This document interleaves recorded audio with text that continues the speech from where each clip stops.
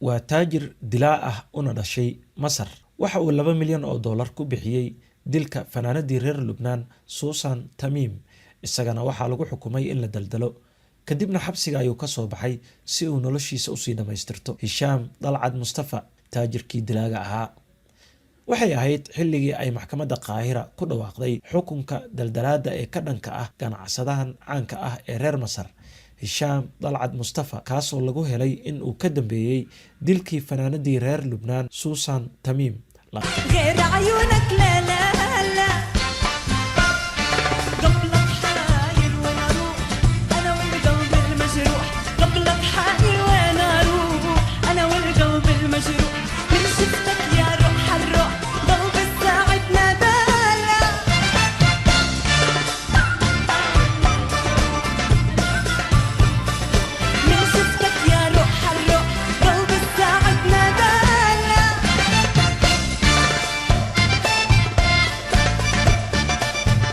laakiin si la yaab leh ayaa looga qafiifiyay xukunkii dilka ahaa ee ay maxkamaddu ku riday, dib ayuuna u helay xorriyadiisa.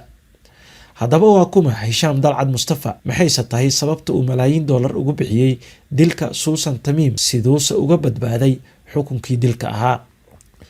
Hisham Dalcad Mustafa Ibrahim waa kan ugu yar awlaadda ganacsadihii reer Masar ee geeriyooday. Dalcad Mustafa waxa uu dhashay sanadkii 1959. waxaa la dhalatay 3 wiil oo kala ah Hani, Daariq iyo Saxa. inkastoo uu ahaa kan ugu yar, haddana waxa uu kali ku noqday maamulidda hantidii uu ka dhintay aabihiis. waxa uu jaamacadda ka baxay sanadkii 1980, waxaana uu bartay kuliyadda ganacsiga isagoo fulinaya dalabkii aabihiis oo ahaa in uu barto ganacsiga. kadib waxa uu si degdeg ah isugu bedelayay jagada ugu sarreysa shirkadda aabihiis ilaa uu ka noqday maamulaha guud ee fulinta. sanadkii 1992 Hisham waxa uu gaaray guushii ugu weyneed maxaa yeelay waxa uu ku biiray siyaasadda Masar, waxaana uu xubin sare ka noqday xisbul xaakimkii Masar ee xilligaas. si lamid ah sidii uu kula wareegay jagooyinka sarsare shirkadda aabihiis ayuu si lamid ah si degdeg ah ugu dalaacay, waxaana uu xubin sare oo muhiim ah ka noqday xisbigii Masar xukumayay xilligaas. sidoo kale sanado kooban gudahooda waxa uu xubin firfircoon ka noqday golaha shuurada Masar, waxaana uu ku socday in uuba noqdo hogaamiyaha xisbiga. Hisham Dalcad kuma sii nagaan siyaasadda maxaa yeelay waxa uu si aad ah ugu waalnaa dhanka dumarka, gaar ahaan waxa uu aad u danay jiray lahaasaawida fanaaniinta iyo gabdhaha magaca leh. hanti aad u fara badan ayuu ku bixin jiray si uu u gaaro hadafkiisa iyo la kulanka dumarkaas. gurkiis ugu horreeyay waxa uu ku furtay aktarada Nuura ka hor intaysan kala tegin sanadkii 1993. laakiin xaaska u dhashay caruurta waxaa lagu magacaabaa Huweyda, waxaa dhashay habeertiis weligeed kama soo muuqan iclaamka.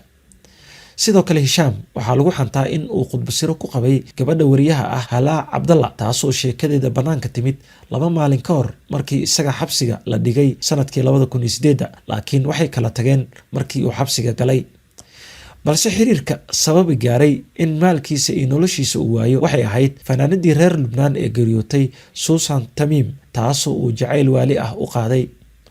wararka qaar ayaa sheegaya in xitaa uu saygeeda oo ahaa ganacsade reer Lubnaan laguna magacaabi jiray Caadil Mactuuq ku qasbay in uu furo si uu isaga u guursado.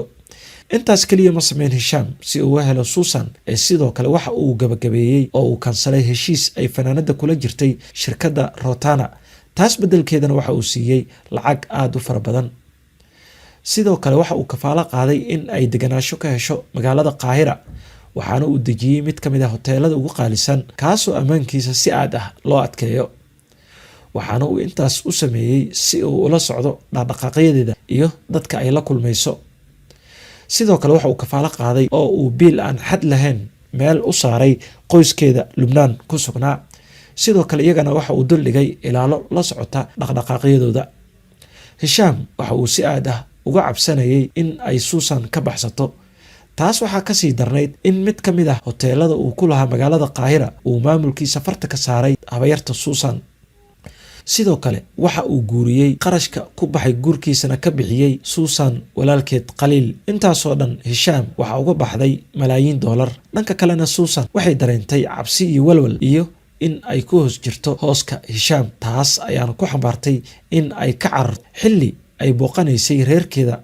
Susan waxay marka hore u duushay Lubnaan, kadib waxay uga sii gudubtay London kadibna Dubai, waxayna halkaas ku baratay mid ka mid ah shakhsiyaadka saameynta leh kaasoo ugu tabarucay ama siiyey ilaalo ka ilaalisa Hishaam Dalcad Mustafa.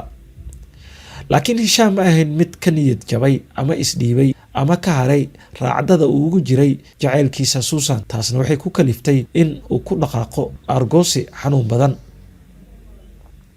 abaabulidda dilka Susan. ganacsada Hishaam waxa uu soo kireystay sarkaal horey uga fariistay shaqada ciidamada Masar kaasoo lagu magacaabo Muxsin Sokari si uu u soo dilo Susan, waxaana uu hawshaas ku siiyey lacag dhan $2 milyan.